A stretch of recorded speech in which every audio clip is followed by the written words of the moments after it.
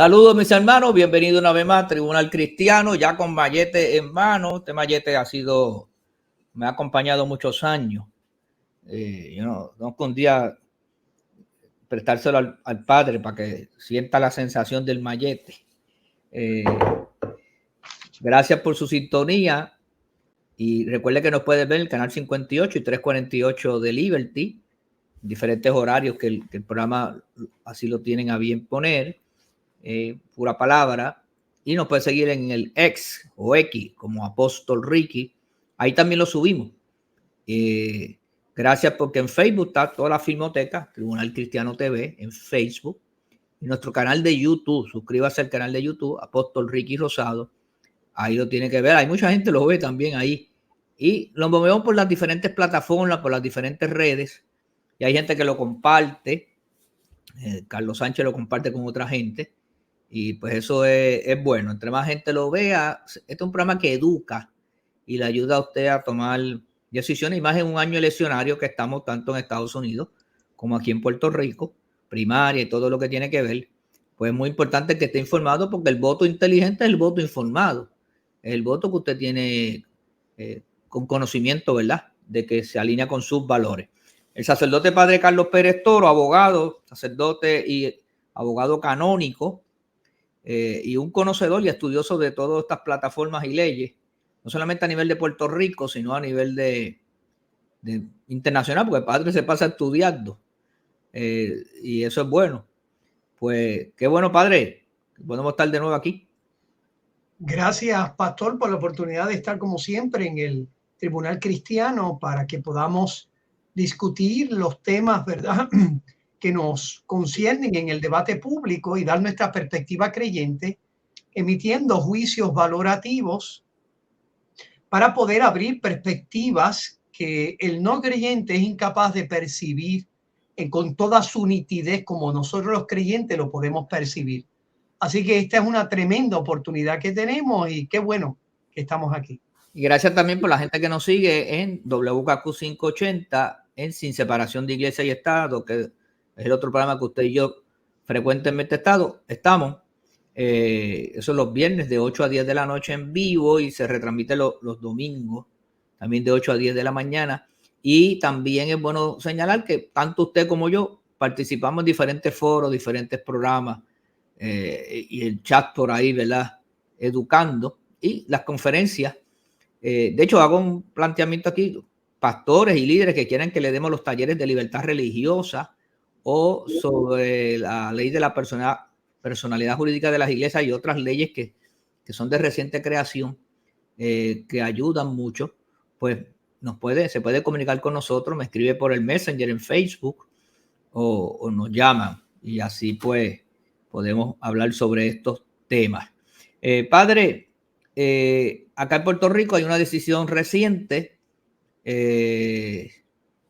Hubo 2 días de una vista preliminar, ¿verdad?, para a ver si va a haber un juicio en su fondo con el señor alcalde de Ponce, suspendido en este momento porque tiene un FEI, y de 4 cargos que tenía a su haber, el juez determinó que había causa para juicio en 2 cargos. Los 2 cargos son cargos graves, con unas penas que asustan. Yo no sabía que esas penas eran tan altas para esos cargos. No sé si usted, como abogado, yo sé que usted no es abogado criminalista, pero no sé si le sorprendieron que fueran tan altas. Claro, eso lo determina el juez, ¿verdad? La discreción del tribunal. Y a su vez también, pues él hoy, cuando estamos grabando este programa, decidió renunciar a su posibilidad de reelección, que es lo que está claro en la renuncia. Algunos dicen que renunció también a ser alcalde. Yo todavía no he tenido esa noticia tan clara, porque algunos dicen que nada más es a la reelección, a ser candidato, y otros dicen que a las 2. Me parece que es una de las 2, pero más adelante, pues, una cosa, pues, lamentablemente trae la otra. Yo conocí al alcalde desde antes de ser alcalde, cuando estaba haciendo sus pininos, un hombre creyente, y de hecho lo conocí en una actividad si no mal recuerdo, de clamor a Dios frente a las escalinatas norte del Capitolio. Luego hablé varias ocasiones con él y cuando ganó la elección atendió. Tú sabes que nos atendió en varias ocasiones en nuestros programas. Un hombre creyente, él participaba de la iglesia del Centro de la Familia Cristiana allá en Ponce. Tengo entendido que está creándose en otro ministerio ahora, pero una iglesia cristiana. Y triste lo que ha pasado en su primera, ¿verdad? Cuatrenio, a 3 años de su elección, pues está en esta situación dolorosa, que su vida personal se ha visto ventilada. El alcalde es un prominente médico con una práctica muy exitosa de muchos años, muy querido en Ponce. De hecho, ganó como por 17,000 votos de ventaja, si no recuerdo, una de las ventajas más grandes. Pero pues ahora está en esta posición. Oramos por él, oramos por su familia. Y te tengo 2 preguntas. Sé que vas a hacer un análisis, pero te tengo 2 preguntas. Como abogado, ¿verdad? Que eres. ¿Cómo tú ves la parte judicial? Si realmente, de hecho, ayer uno de los testigos que después que bajó declaración jurada para uno de los cargos, eso lo oí, es el testigo principal, después que hizo una declaración jurada diciendo que se sentía obligado a hacer las gestiones para conseguir el dinero para pagar la campaña del alcalde a través de un préstamo. En el estrado se viró y dijo que no era voluntario, que era voluntario, que no se sentía presionado. Yo pienso ahora que ese caso se cae también, nada más lo juzgarán por uno, no sé, ¿verdad?, cómo eso prospere. Fíjese, pastor, primero que estamos en una etapa bien preliminar de este proceso penal. Aquí no se ha cuestionado credibilidad, aquí no se ha cuestionado tampoco, porque eso no son los elementos del delito y la relación del delito con la persona, no es un mini juicio. Ahora tendrá que pasarse la prueba utilizando todos los mecanismos y el sedazo que ofrece las reglas de evidencia. El alcalde, evidentemente, de los 4 delitos, 2 le fueron eliminados, quedaron los 2 más graves.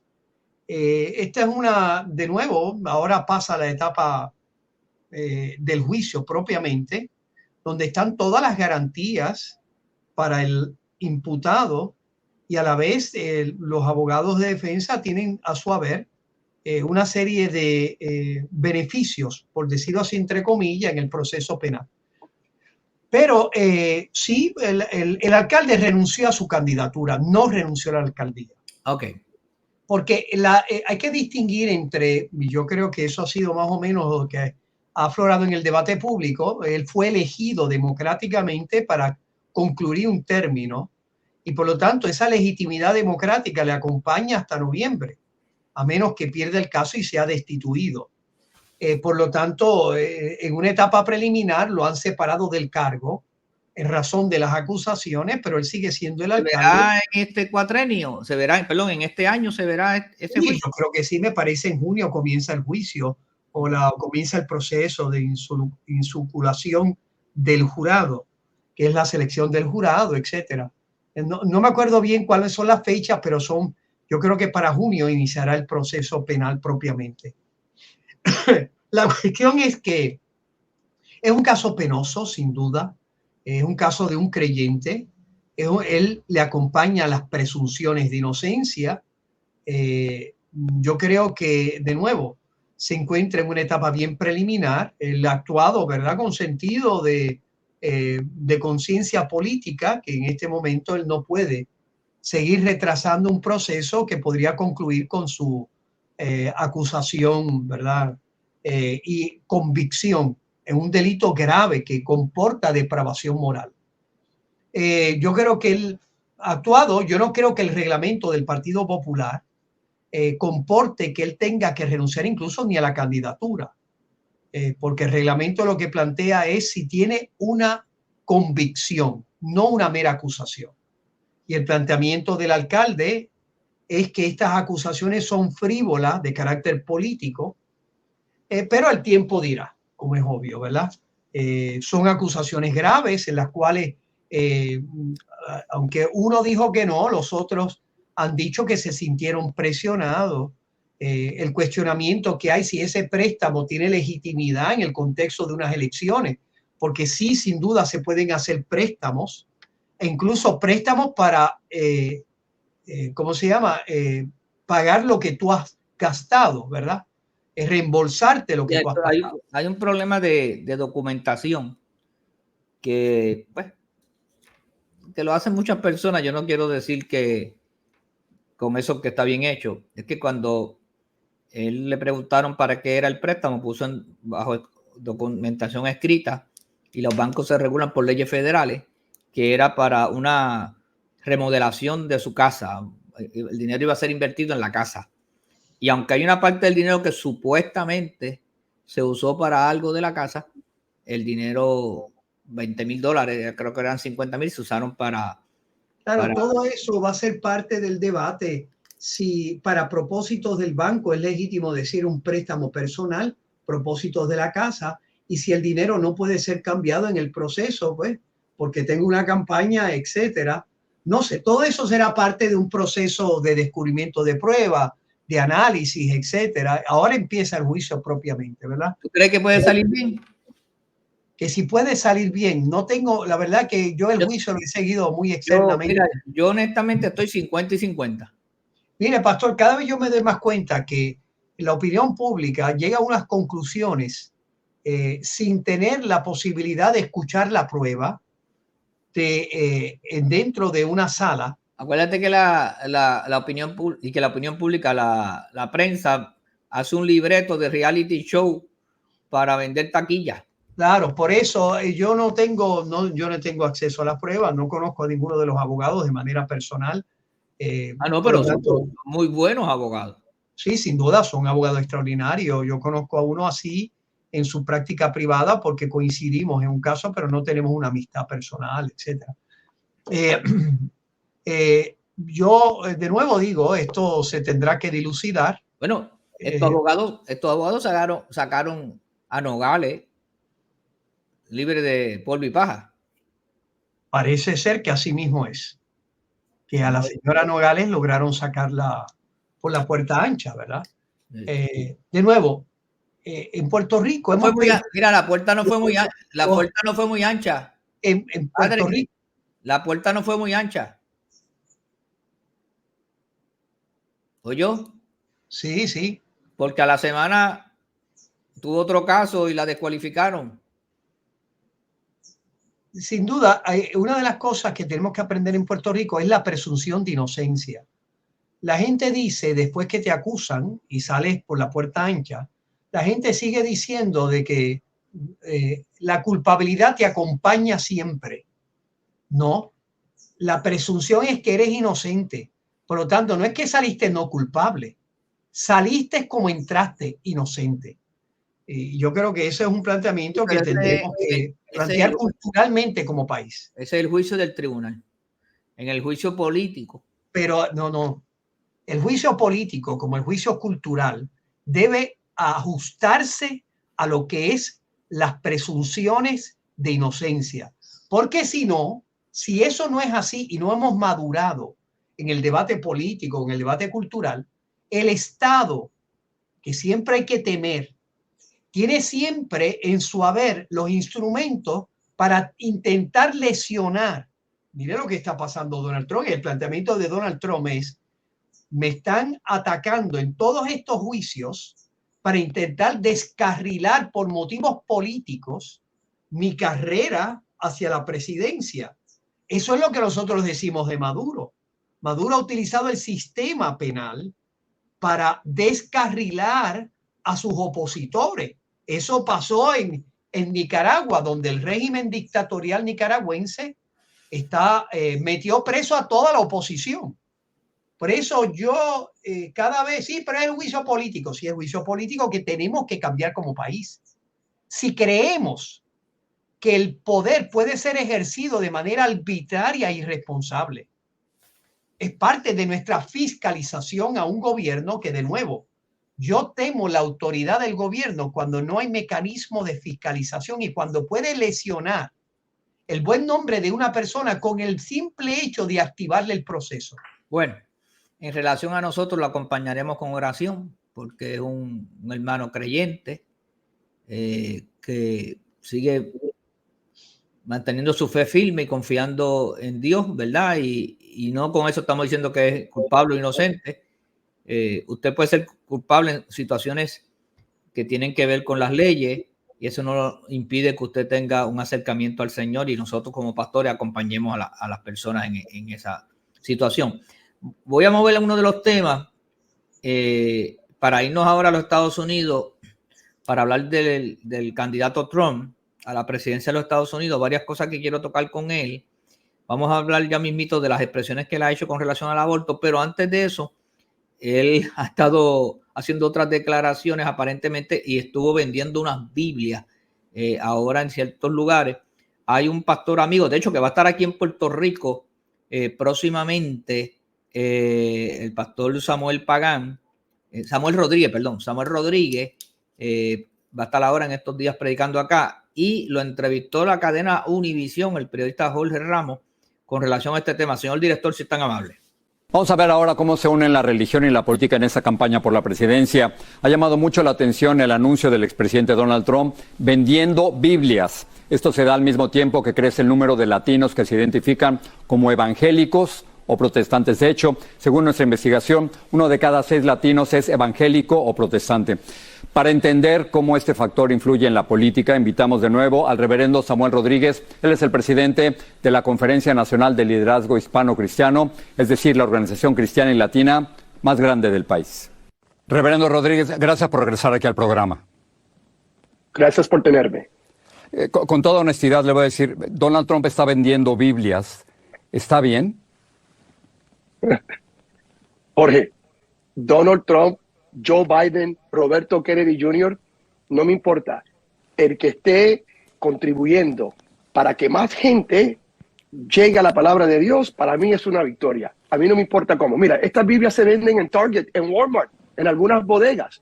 So que Donald Trump esté vendiendo Biblias, no es la palabra de Donald Trump, es la palabra de Dios. Para mí es ganancia, victoria. No me importa de dónde venga, después cuando la gente lea la Biblia y, más importante, viva la Biblia. Pero me pregunto si está bien vender la Biblia como un negocio personal. Me siento muy raro citándole la Biblia, pero San Marcos y San Lucas dicen lo siguiente. Está escrito, mi casa será casa de oración, pero vosotros la habéis convertido en una cueva de ladrones. Esto es lo que dice la Biblia, reverendo. Sí, nuevamente, Jorge, de acuerdo, mira, Lee Greenwood tuvo una presentación y son personas que lo que hacen, ponen su nombre con una cartita al frente, no cambiando la letra adentro. El presidente vino y dijo, voy a tomar ventaja de Lee Greenwood, que es el que canta la canción alegre que estoy en América, etcétera, y se aprovechó del momento. Nuevamente, para mí es, si más gente va, hay gente que nunca ha leído la Biblia, que son seguidores de Trump, y ahora posiblemente van a estar interesados. Yo creo que el momento que lean la Biblia, ahí entra el Espíritu Santo, cambia vidas. Para mí no es nada negativo, es una ganancia tener más gente leyendo la palabra de Dios. Estaba viendo en las redes sociales, el propio expresidente Donald Trump posteó el siguiente comentario en su propia red. Vamos a escucharlo juntos. Vamos a continuar acá, ¿verdad? Son otros temas que luego él toca en la entrevista. Nosotros lo que nos interesa es lo de la Biblia y las expresiones del aborto. Yo comparto con el pastor Samuel que la Biblia se ha vendido por siempre, ¿verdad? Rara vez se consigue gratis, aunque nosotros como iglesia hemos distribuido Biblias gratis y hay un ministerio que se llama la Sociedad Bíblica que tiene una Biblia que es gratis.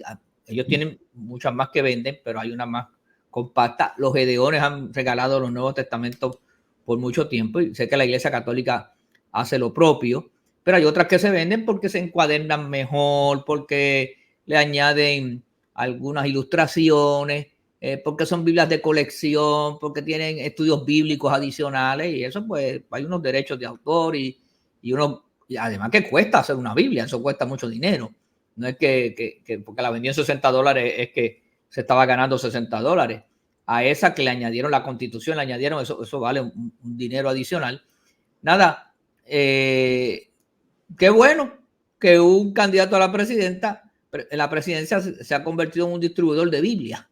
Y estoy seguro que la gente la quiso adquirir como algo de colección. Y yo no le veo nada impropio, ni nada ilegal, ni nada inmoral en este sentido. Y coincido con el pastor, no sé cómo el padre lo ve. Bueno, pastor, evidentemente esta es una campaña política que legítimamente quiere recoger dinero. Utilizar la Biblia o algún objeto religioso, por ejemplo, venta de rosario, vamos a suponer, entre el sector católico. Evidentemente, esa frontera entre usar la religión para adelantar una agenda política, para mí es un poco difícil hacer esa distinción. O sea, la Biblia debe ser vendida en un contexto. Por ejemplo, cuando Walmart vende Biblia, o Costco tiene Biblias a la venta, evidentemente allí la venden no porque quieran adelantar el evangelio, sino porque saben que hay una población cristiana y venden Biblia para sacar dinero para la empresa. Bueno, yo esas cosas, esa pequeña frontera entre lo sagrado... La venden más económica que en muchos lugares. Está bien, no, yo no digo, o sea, el modo como lo venden, o sea, para mí el contexto, sí. Pastor, recuerde aquello de aquel hombre, Pedro se llamaba, me parece, el mago, que se acercó a los apóstoles pidiendo, cuando vio que ponían manos y tenían el don del Espíritu, y se las acercó diciendo, ¿cuánto les doy para que ustedes me den este don? Y los apóstoles, la respuesta fue muy fuerte, ¿verdad? Es decir, hijo de perdición, esto es una cosa demoníaca. O sea, todo esto de estar relacionando, ¿verdad? En cuestiones de venta, digo, venden rosarios, cuadros del Sagrado Corazón, cuadros de la Virgen, en estos centros comerciales de San Miguel Arcángel, etcétera, porque es una población que quiere comprar. De nuevo, es una frontera que adelantar mi agenda política o económica para mí no me sabe bien. Ahora, que sea una cuestión, ¿verdad? Más allá de uno, pues que tiene una cierta percepción, pues mira, si el candidato considera que eso es un modo adecuado para, qué sé yo, vender la Constitución, vender la Biblia, para adelantar.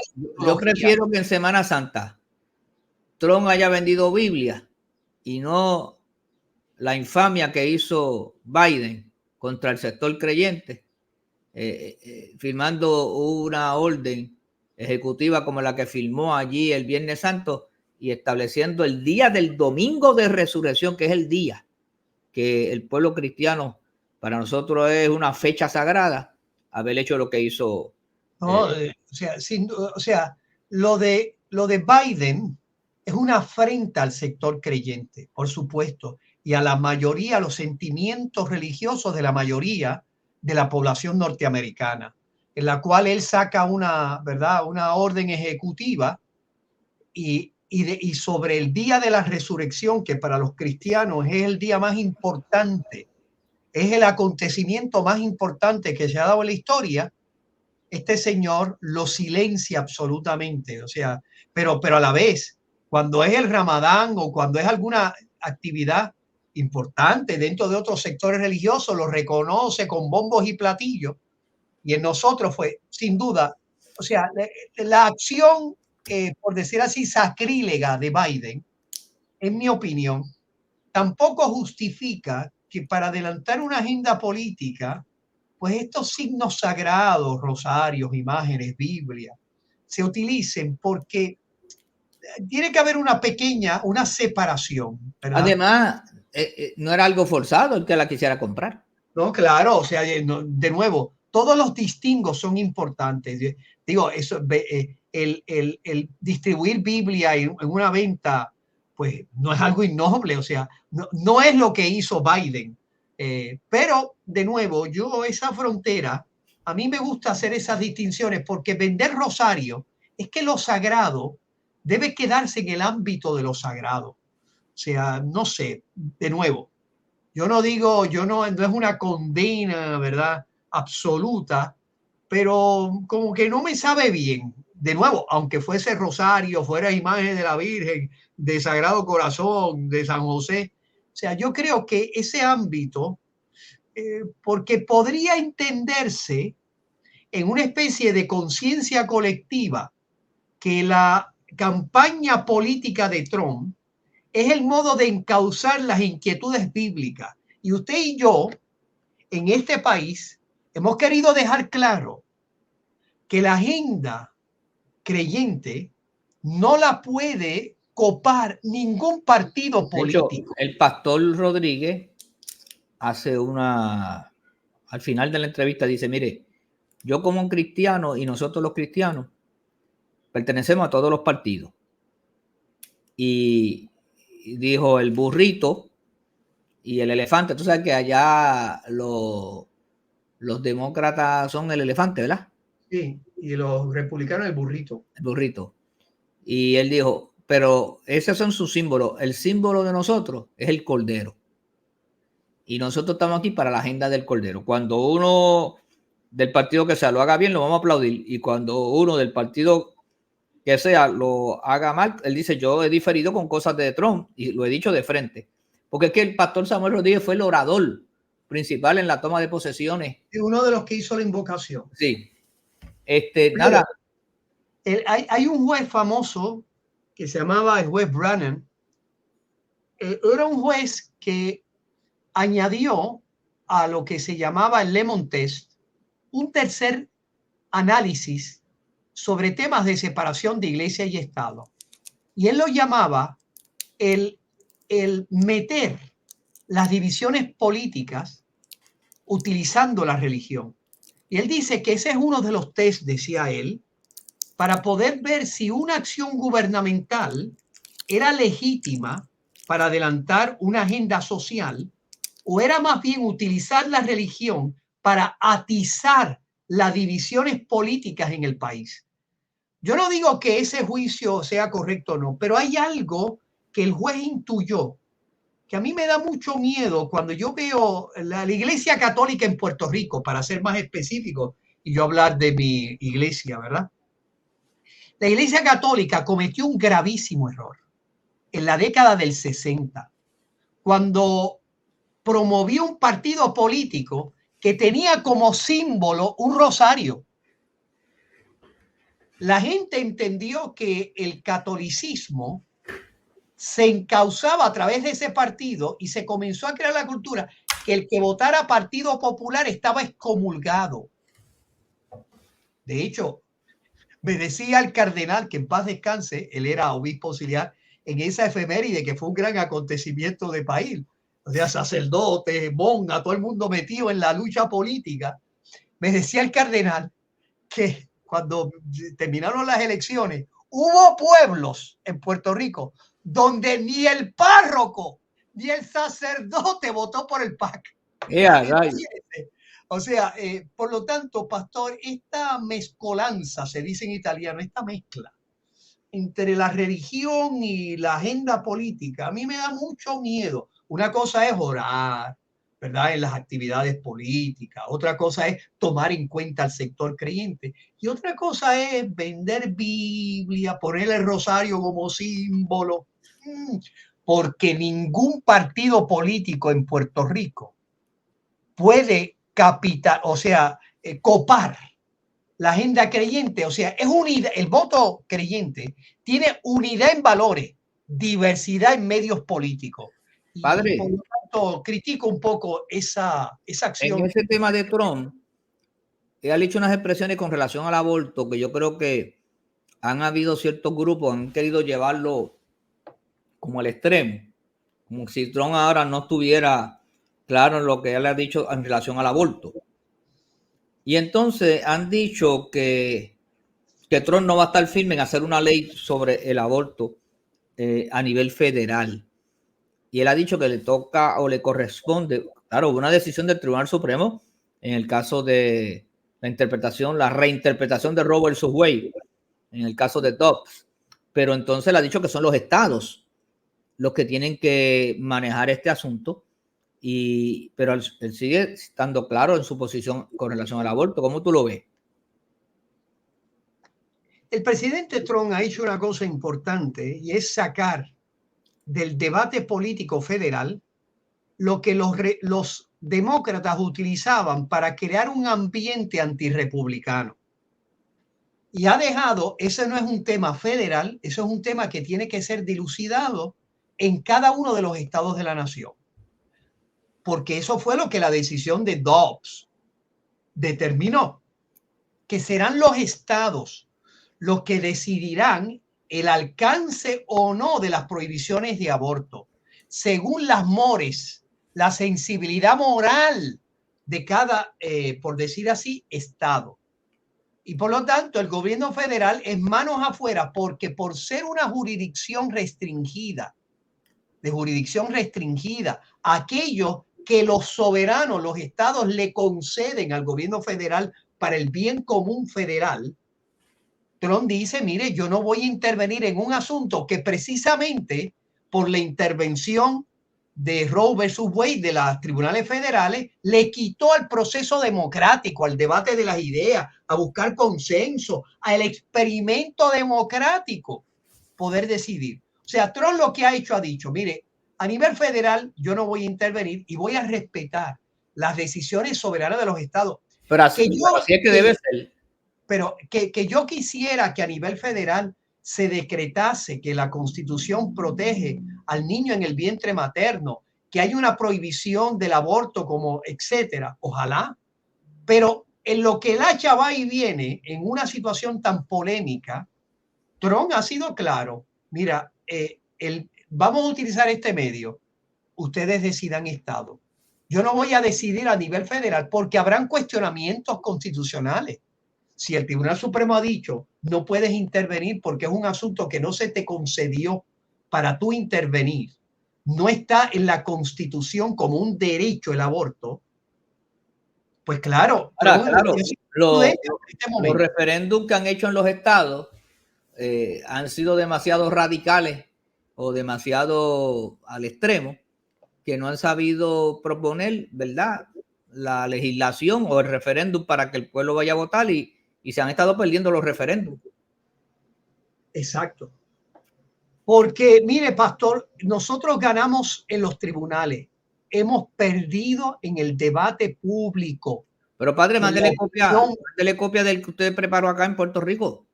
¿Ah? Mándele copia al que usted preparó acá en Puerto Rico para que los estados lo vean. Lamentablemente, todavía hay personas en este radicalismo de los movimientos pro vida, que ojalá que podamos prohibir el aborto desde el primer momento de su concepción, como debe ser. Pero en una sociedad... En términos de legislatura, padre, y yo... Eso no va a ser posible. Creo como usted, pero no hay ambiente legislativo. No hay ambiente ni ambiente cultural. Si nosotros ponemos el referéndum, como lo han hecho en esos estados, lo perdemos igual. El referéndum que promovía el representante Luis Raúl no era así. Era un referéndum donde de una manera equilibrada en este momento histórico se protegía la vida y el derecho de la mujer a su vida, y a la vez se presentaba la alternativa que la izquierda liberal quiere proponer, es decir, aborto irrestricto. Irrestricto de tal manera que después del nacimiento todavía los padres podrían decidir. Sí. Porque si tú despenalizas el aborto hasta un mes después, ¿y tú significa que el Estado no podrá ni intervenir, ¿verdad?, para aceptar responsabilidad penal. ¿Coincides conmigo que el ambiente que tendríamos en una legislatura moderada conservadora serían una prohibición a las 15 semanas? Lo que se debate es como está en todos los estados del mundo, menos en 7, que entre ellos está Corea del Norte, China, ¿verdad? Hasta la Cuba de Fidel prohíbe el aborto después de la 12ª semana. 12. De la semana 12. Evidentemente, aquí pues se ha intentado las 22 semanas. Algunos proponen la 6ª semana. El latido del corazón. desde el latido del Pero he corazón. oído que hay un punto medio de 15 semanas. Algunos hablan de 15 semanas porque es más o menos como se tiene a nivel mundial. Okay. Que después de las 15 semanas el Estado tiene un interés apremiante de preservar esa vida humana. Imagínense, en un país como el nuestro, donde hubo el año pasado 35,000 muertes y solamente 17,000 nacimientos. Pastor, cuando estaba viendo hoy las estadísticas, en 1960, cada familia en promedio tenía 5 hijos. En este momento, cada familia promedio tiene 0.84. Es decir, menos de un niño. Y para que pueda haber una renovación generacional, tiene que haber por lo menos 2.1. Y nosotros tenemos 0.84. Pastor, Y bajando. Imagínate, con abortos que son 4,000 abortos de los que se reportan. Punto 9, lo estaban redondeando, parece que bajó un poco más. Sí, bajó un poco más, ¿cierto? Y bajando. La senadora Keren Riquelme ha hecho varias mesas de diálogo, o mesas redondas. Yo no las veo muy redondas, porque cuando las hacen allí se ven como cuadras. Pero ella propuso, dentro de las resoluciones que le pidió al Senado, es hacer una comisión conjunta del Senado permanente. Permanente significa que pasen varios cuatrenios, pueda seguir trabajándose el asunto, porque la cosa es tan y tan alarmante que se cree que para el 2030 seamos 2.9 millones de habitantes en Puerto Rico. Y 2030, padre, no faltan más que 6 años. Lamentablemente, pastor, yo dije hoy, tuve una reunión de sacerdotes y compañeros, ¿verdad? La arquidiócesis está dividida en vicarías, que son grupos territoriales de parroquia. La Río Piedras, la vicaría de Río Piedras compone 38 parroquias, ¿verdad? Cada una de las vicarías tiene su propia cantidad. La cuestión es que hoy tuvimos la reunión que tenemos cada 2 meses de los sacerdotes y vino la directora del programa Raquel, que el padre Willy Peña tiene en su parroquia Santa Bernardita. El programa Raquel se dedica a ayudar a madres en situaciones de crisis, de embarazo, tanto durante como después, además de otra serie de ayudas excelentes. Bueno, la cuestión es que ella presentó el cuadro y yo dije allí que desde el 2013 la Junta de Planificación en Puerto Rico determinó que el calo de natalidad era tan alarmante para el futuro de Puerto Rico que preveía un futuro apocalíptico si no revertíamos el calo de natalidad, la caída de la natalidad, y preveía que estaba en peligro la supervivencia de la raza puertorriqueña. Eso no es tan raro porque Europa tiene ese problema actualmente. Alemania está a punto que la inmigración se quede con el país, desaparezca la raza alemana. No estamos hablando de cosas, de cuentos de camino. Lamentablemente en Puerto Rico aquí tenemos no somos conscientes. Un vacío generacional, un vacío demográfico, que van a tener que seguir cerrando escuelas, colegios privados no van a operar, las casas maternales o los cuidados de edad temprana, sus matrículas siguen en descenso. Tenemos una población más alta de mascotas o de animalitos, gatos, perros y cosas parecidas, y el negocio va por ahí. Y ya el negocio de los niños y de venta de cosas de niños va en una disminución. El problema es que hay una generación que no está procreando y todavía tenemos algunos hijos que cuiden a los padres. Pero esa generación ahora de 30, 40 años no va a tener quien los cuide. Porque no hay los suficientes profesionales, no hay los suficientes servicios, pero tampoco hay los cuidadores, entiéndase, familiares. Y eso es muy preocupante. Vamos a tener que luego trabajar más con ese tema. Pero padre, antes que el tiempo nos traicione, Se aprobó la ley 61 en esta semana, firmada por el señor gobernador, está calientita. Y vamos a hablar un poquito de la ley 61 porque gracias a esa ley y la iniciativa de la senadora Keren Riquelme y otros más que se unieron, pero ella fue la líder para esa ley, hoy podemos estar más tranquilos. Y esto es algo que todavía muchos pastores y sacerdotes no se han dado cuenta, que estaban a punto de que sus edificios de templo, de casas de adoración, no pudieran seguir operando porque la moratoria estaba por terminar. Si esta ley no se firmaba, los templos que no instalaran los rociadores automáticos, sprinkler, estos sistemas que usted ve en algunos lugares que son como medios plateados, que comienzan a tirar agua si hay un incendio, los templos en Puerto Rico tuviesen que haber cerrado, porque en Puerto Rico, que yo sepa, habrá uno que otro, pero yo no creo que llegue a 2 que tengan esos rociadores.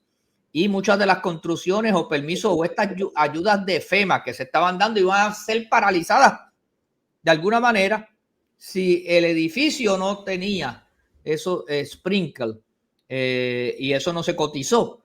Por lo tanto, sería una debacle y estaríamos en fila india en los tribunales y debatiendo, y OSPE cerrando y el cuerpo de bomberos cerrando, si esta ley no se hubiera firmado. Y todavía hay pastores y sacerdotes que ni siquiera han despertado a la realidad de que eso estaba pasando. De hecho, hoy en la reunión di la información a mis compañeros sacerdotes sobre las iglesias en Puerto Rico, todos los templos, no solo cristianos, ¿verdad? Tanto católicos como evangélicos, sino también musulmanes, etcétera. Era tal el problema, pastor, que si nuestros templos podían haber tenido que cerrar porque el costo de los llamados sprinkles o, ¿verdad?, los rociadores automáticos era de tal categoría que las inversiones eran miles de dólares que, por ejemplo, mi parroquia no hubiese podido afrontar. Así de grave era el problema de la posibilidad de los sprinkles.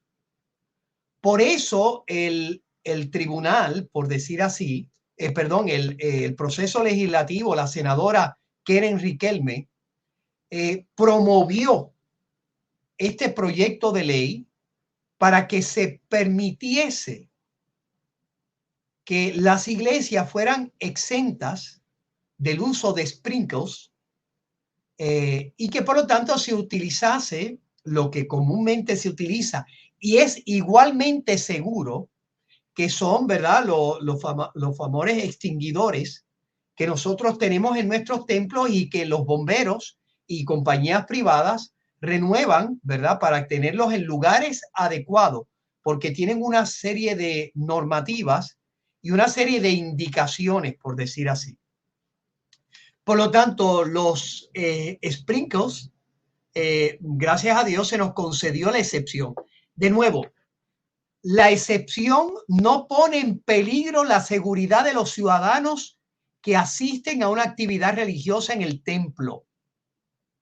Porque alguno podría pensar que esto pone en peligro, le da una excepción a las iglesias. No, porque se ha probado que el uso de los extinguidores es eficaz evitando, ¿verdad?, víctimas o la destrucción de las estructuras. En 500 años no ha habido una iglesia con fieles dentro que hayan perecido quemados. Por lo tanto, podríamos decir que ambas cosas no son incompatibles. La seguridad de los ciudadanos que asisten a actividades religiosas en los templos y el uso solo de extinguidores, no de sprinklers, porque son más económicos. Es el medio menos oneroso para ayudar a las iglesias a cumplir esa responsabilidad de seguridad de los ciudadanos que participan en nuestras actividades. Yo recomiendo vivamente que las personas puedan leer la exposición de motivos donde se dan las razones constitucionales para esta excepción. Sobre todo, y lo quiero decir, con esto termino, las excepciones dadas a las iglesias también se han dado a otras instituciones, por ejemplo, asilos de ancianos, por ejemplo, el Capitolio. El Capitolio no tiene sprinkles, las dos salas, por decir así, los dos hemiciclos. Todos los edificios del Capitolio no tienen. No tienen, el distrito capitolino. Y el distrito, porque tienen esa excepción. Los edificios públicos no tienen, las escuelas no tienen. Ahora, que la gente piense que no estamos por la libre tampoco. No, eso lo acabo de decir. Muy bien, es que se fue el UMA. ¿Se fue el UMA? Sí, me quedé así, iba a entrar por el teléfono, pero llegó. Parece que hay relevos de carga, pero ya llevo 2 en menos de una hora. Nada, pero qué bueno. Ahora, los pastores tienen que enterarse, tienen que cumplir con esas disposiciones que hay ahí, tienen un año para cumplir, que es importante que lo sepan. Y pues vamos a darle gracias a Dios y a la senadora Keren Riquelme, que nos tomó 5 años lograr la aprobación del proyecto y se logró. También esta semana, pastor, sacerdote y padre, milagrosamente bajó el proyecto 727 que llevaba casi 2 años allí en el Senado y la Comisión de Educación del Partido Popular le dio informe positivo y lo bajaron.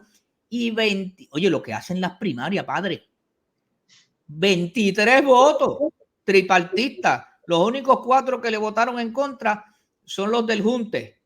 Los del Junte independentista, a un proyecto extraordinario que cuida y proteja nuestra niñez, que es el proyecto 727, que no es otra cosa que un currículo de valores universales, un currículo para que a nivel transversal en el sistema de educación se enseñen esos valores de equidad y respeto a nivel de una ley.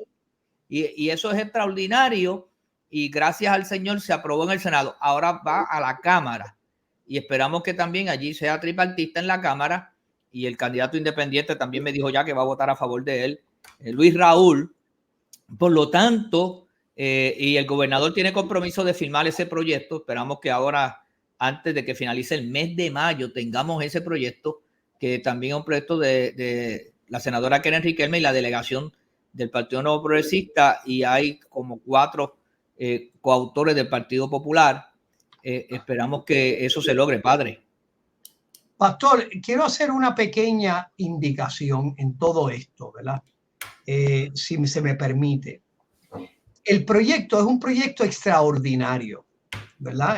Hay que agradecerle a Keren Riquelme, ¿verdad? La senadora Keren Riquelme, por llevar a término este proyecto que sin duda tuvo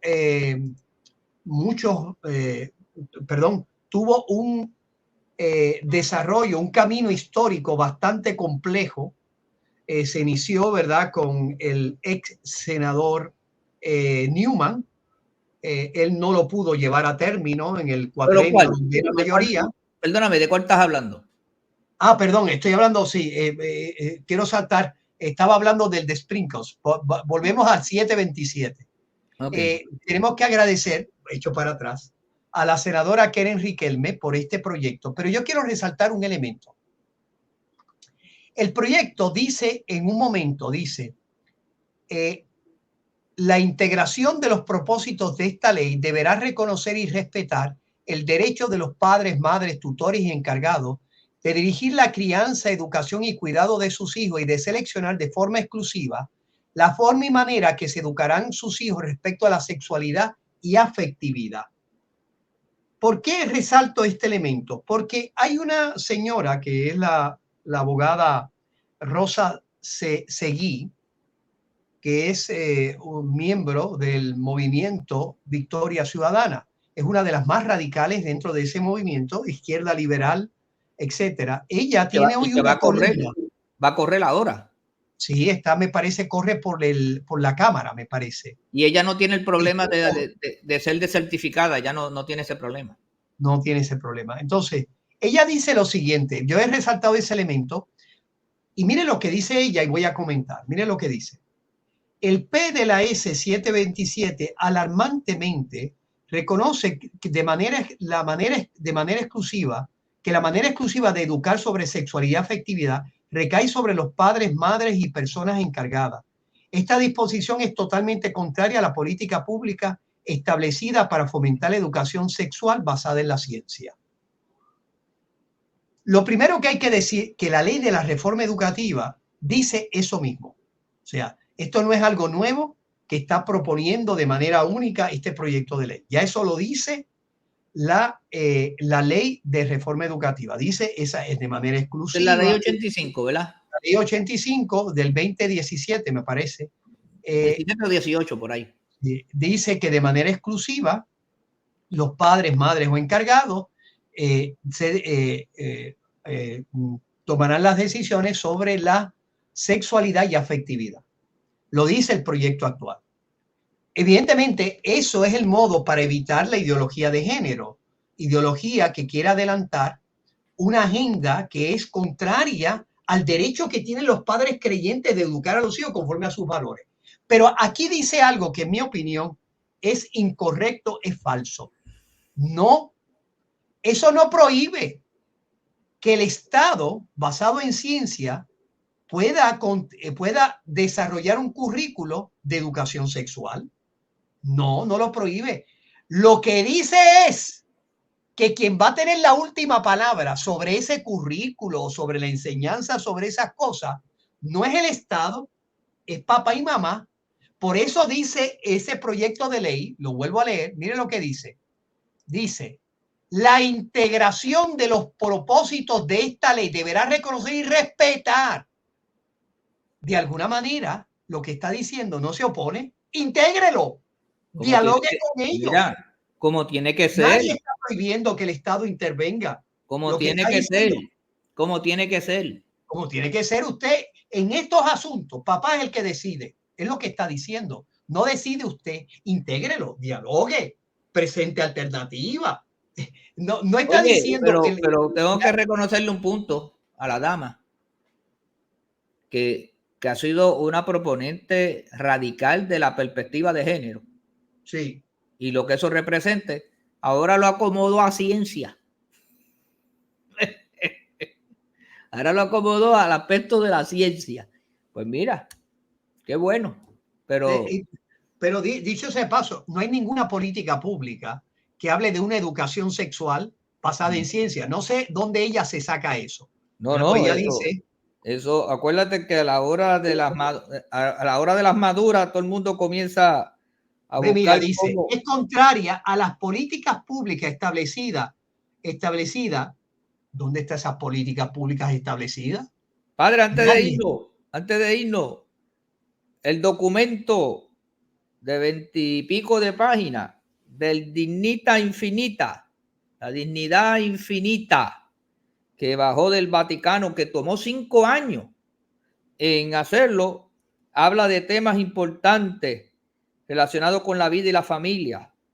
Habló de la pobreza, de las guerras, del trabajo con los inmigrantes, de la trata humana, de los abusos sexuales, de la violencia contra la mujer, del aborto, de la maternidad subrogada, de la eutanasia y el suicidio asistido, desde del descarte a quienes tienen discapacidad, la teoría o la ideología del género, el cambio de sexo y la violencia digital.